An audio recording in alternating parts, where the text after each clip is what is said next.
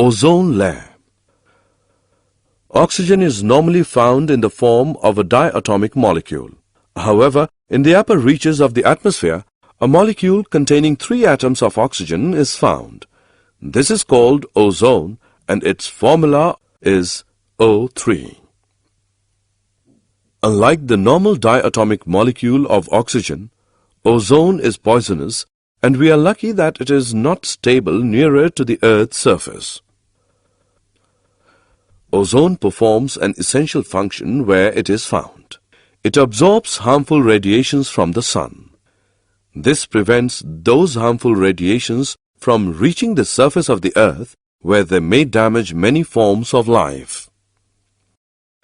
Recently it was discovered that this ozone layer was getting depleted. Various man-made compounds like CFCs were found to persist in the atmosphere. Once they reached the ozone layer, they would react with the ozone molecules.